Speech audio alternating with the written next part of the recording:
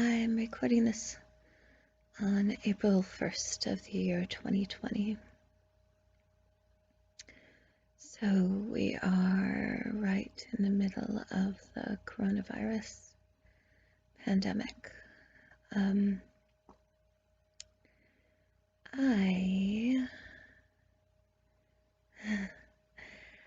I turned 39 at the beginning of this year, at the end of January. And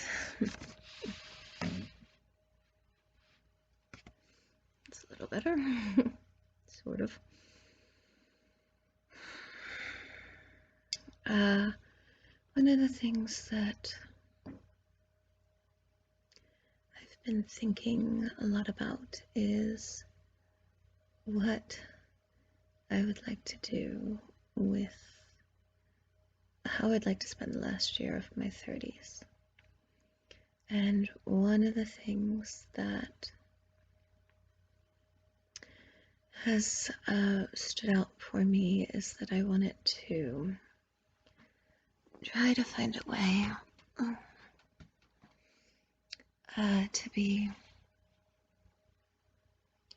to reach out to other chronically ill people and to try to be some sort of a resource for them.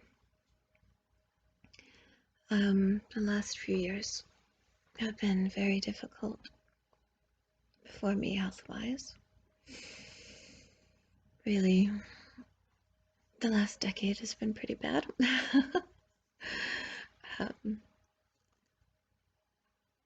Before that wasn't great either, but it seems to get worse with age, which I think is probably true for most people.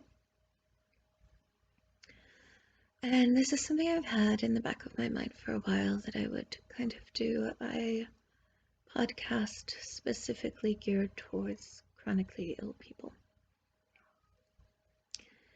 And what that would entail, I'm not entirely certain. I think there will definitely be some book reviews.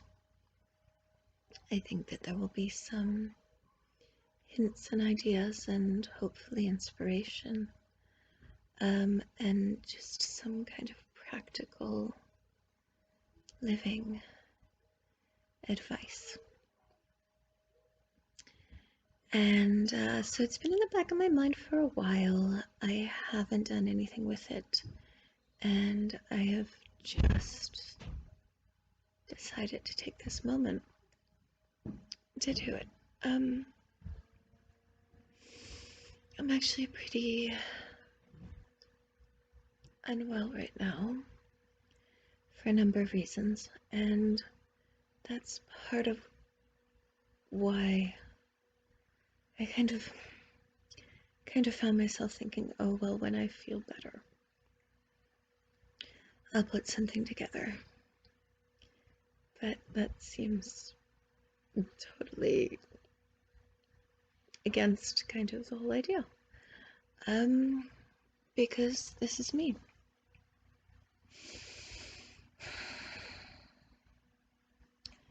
This is me, real and unedited, and lying on my futon right now because I was in too much pain to stay upright. And in my vlogs and podcast, my normal ones, some of you follow my bespoke blog and the podcast / vlog that kind of followed that up. And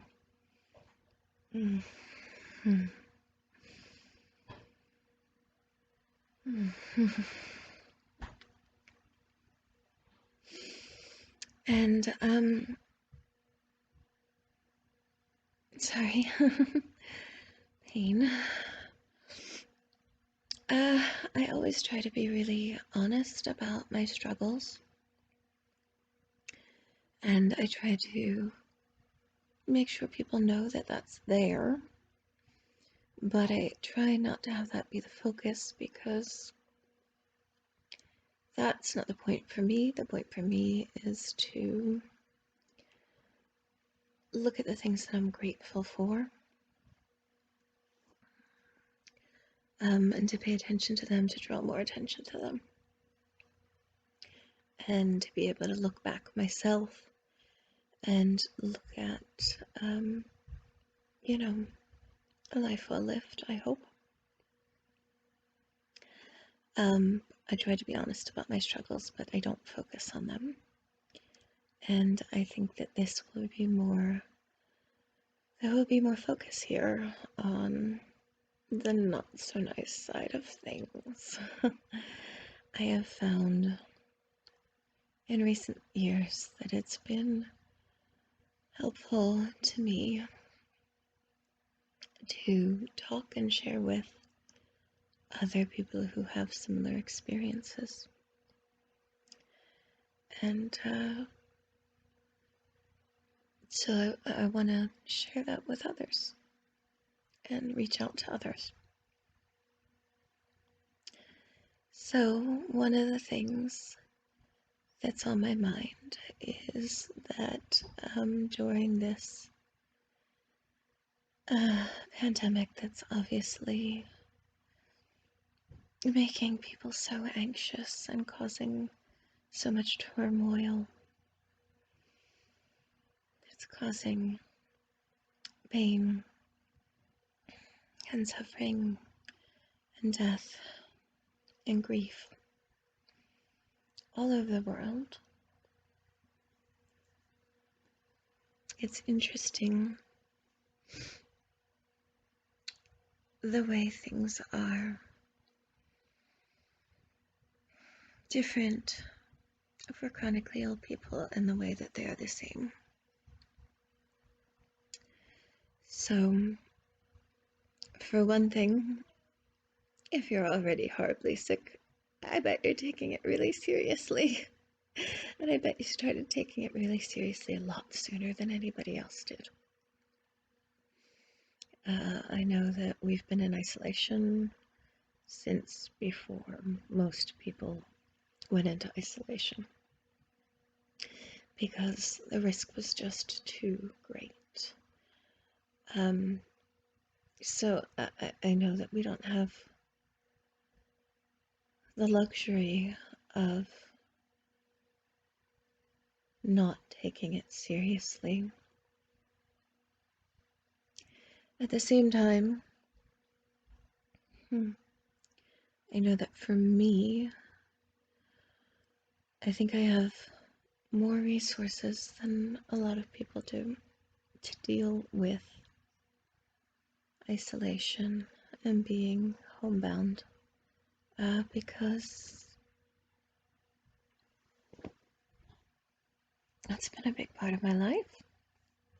I've had to build up those resources, and I don't think it is as much of a struggle for me as it is for others because I'm used to it, and honestly, my family's pretty used to it too because there's a lot of times that my health impacts them.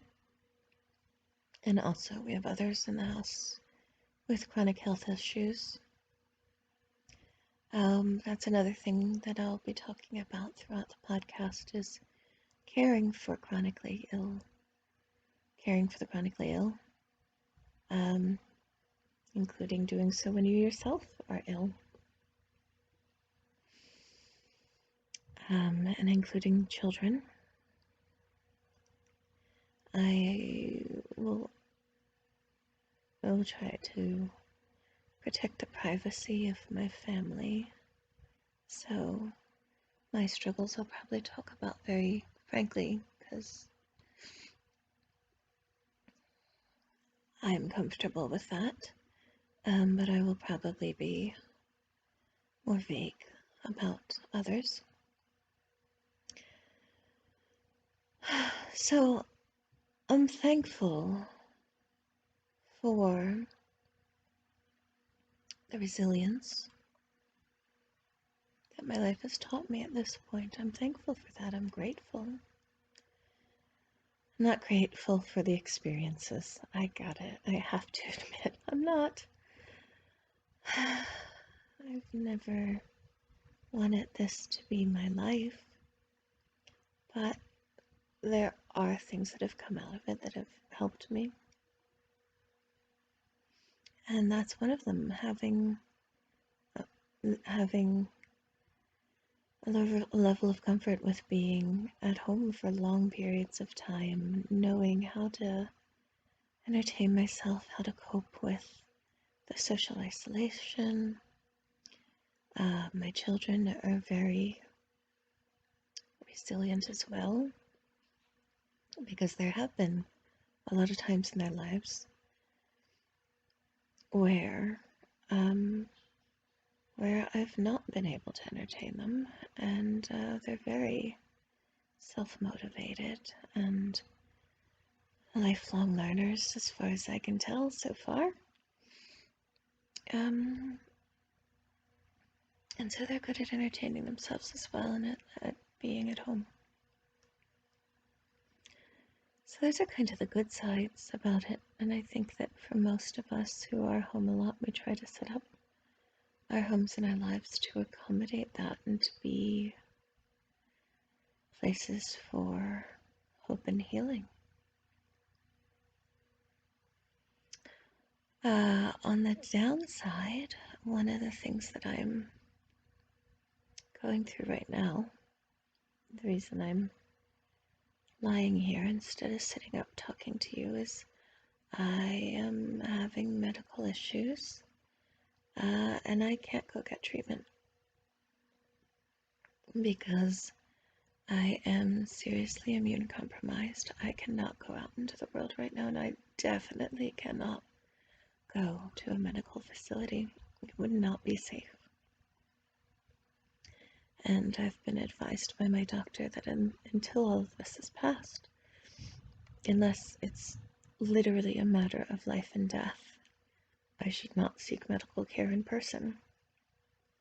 And I'm very blessed that I have a wonderful doctor that I can call and speak to on the phone anytime, or even have an exam video through a video. And a lot of people don't have that. I'm really lucky that I do have that. But my main condition is a connective tissue disorder called Ehlers-Danlos syndrome. I kind of think, I'm not gonna list every diagnosis I have, because I don't even know that I could. That would take a long while too. It'd be pretty boring. But I feel like almost everything is secondary to that. Ehlers-Danlos,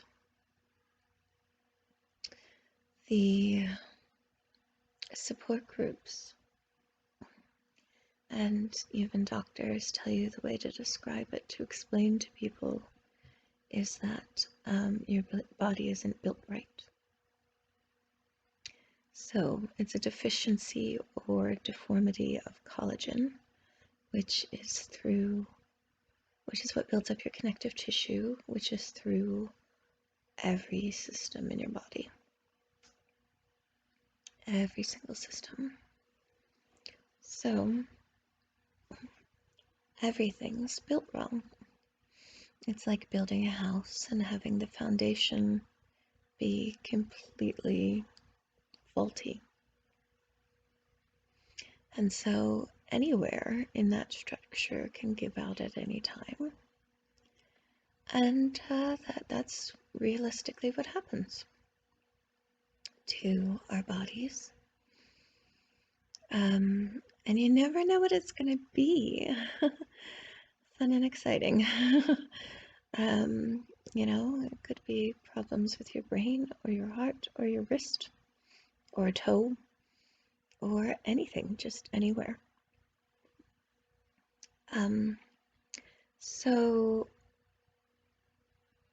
I kind of consider all of my other ailments secondary to that. I have POTS because it's a major comorbidity of EDS. I'm currently battling with chronic active Epstein-Barr. Oh, which is kicking my behind and has been for quite some time now. But I can't fight it off. Almost everyone in the world gets Epstein-Barr at some point in time. It's what causes mono. And everybody fights it off, or almost everybody fights it off. But my immune system is faulty because of the EDS. So while that's kind of one of the main things that's giving me trouble, it still has its roots in the main ailment. So what I'm going through right now is I managed to herniate my esophagus down low, close to my stomach. And no, it's not.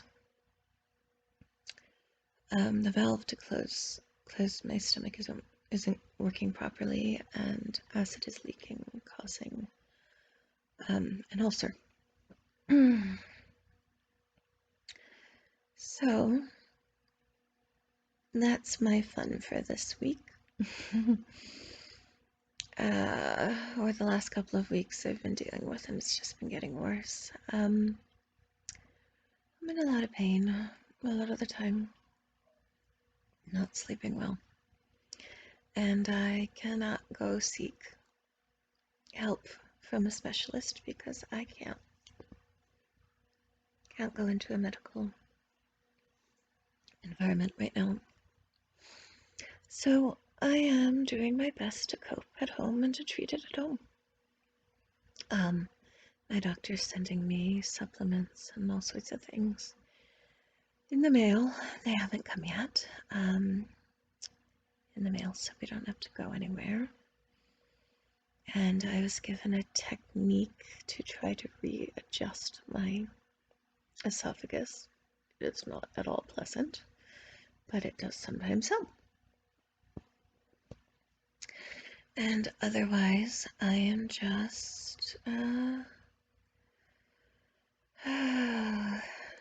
working my way through. I am sorry about the bounciness. I'm catching myself in the reflection. When I'm in pain, I wiggle my feet.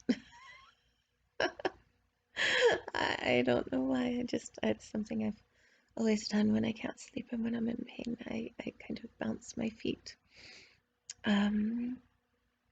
As I don't know, it's a distraction, and I think also kind of the engaging different muscle groups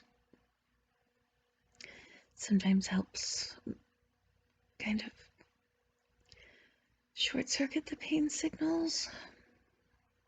I don't know, but I do it subconsciously, and it actually wasn't until I saw that I was bouncing on the screen that I realized I was doing it. That's why I'm doing it. Sorry.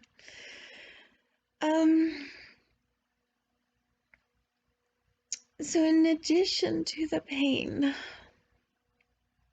and the discomfort, I'm also finding my ability to function is limited. Having a lot of trouble with things like bending over, because that hurts a lot. And other things. I'm barely eating because it's just too painful to eat. So I have a few bites, enough that I can take some pills without upsetting my stomach terribly. Here and there throughout the day, but that's about it.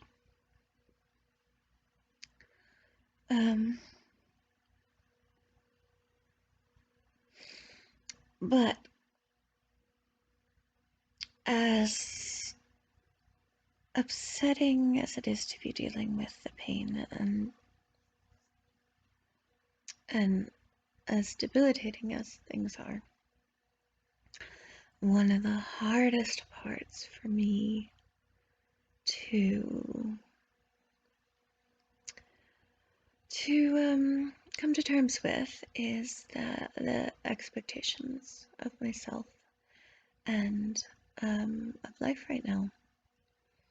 I sat my sons down at the beginning of this pandemic hitting our country, and they're very active boys. My sons are older, for those who don't know. I have a 20-year-old, an almost 18-year-old, and a newly 14-year-old. And I have 2 younger daughters. But I sat my sons down and said, look, it's scary and it's going to be hard and it's not the way we want things to be. But there's an opportunity here as well. There's an opportunity here because your schedule just got entirely cleared. You don't have obligations outside of the house now. There isn't going to be band for a while. There isn't going to be choir. There won't be any art classes. There won't be, anything else. You're home. And I know it's not really where you want to be, that you want to see your friends. You want to be out running at the park and playing baseball and football and all of that. But for this little while, you can't. And there's kind of freedom in that. Because, as I said, they're very active, and they're also very self-motivated.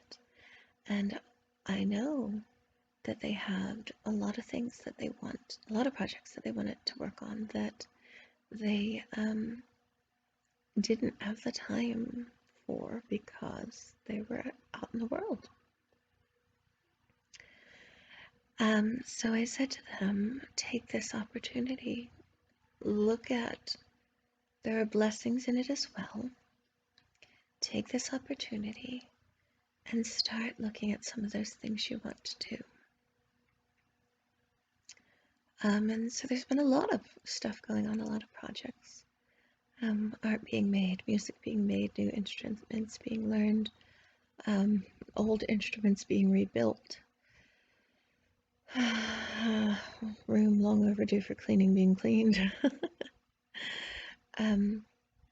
All sorts of things. But this was also the attitude that I had for myself, that I was going to come home and hunker down and settle in and really deal with some things that I've been wanting to deal with, and having all these people here that I could kind of get together to help. And I wanted to get the house in order and do a bunch of decluttering and a bunch of house projects, and finish up a bunch of outstanding projects that have been outstanding for a long time, and maybe do some work in the garden as the weather warmed. And I had so many plans. And so of course now I literally and figuratively feel as though I've been punched in the gut.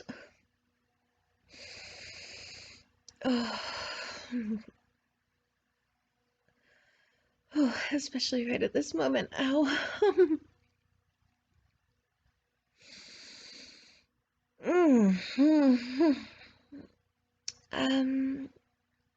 Because I am yet again, it was already not functioning well. Because the Epstein-Barr has just been laying me low and is already barely functioning. And then I aggravated my whiplash injury. And just as I was getting on top of that, my stomach just started getting worse and worse until it is as it is now. And I can do very, very little. And the things that I am doing cause me a whole lot of pain. So I'm having a lot of trouble coming to terms with that. But one thing that I have that has been a help is that I read somewhere, and this isn't going to be an exact quote because I don't remember it exactly, but it was basically this list. You don't have to take up jogging. You don't have to clean out your garage. You don't have to learn French. You don't have to this, that, and the other thing. Right now, it's okay just to survive.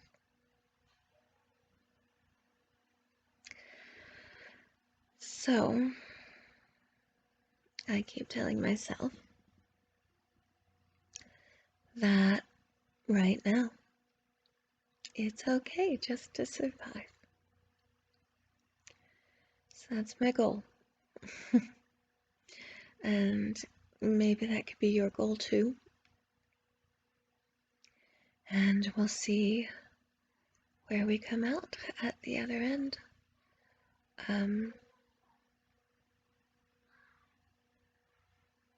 I hope that you're all braving this to the best of your ability and feeling, letting there be at least a little bit of peace in your day, in your heart, and in your mind. I hope you're protecting those things as well as your body, and finding space to feel calm, because we need that too. If you're chronically ill, you know that stress is one of the worst things in the world for you. So you have to find a balance between staying informed and proactive and keeping well at a most basic level. At the most basic level that you can keep well, and that's different for everyone. Oh, good luck. Stay safe. Be strong. Be tender. Show wisdom in your actions. Hope in your heart. And love for all. And hopefully, when I talk to you again, I will have some helpful information to share.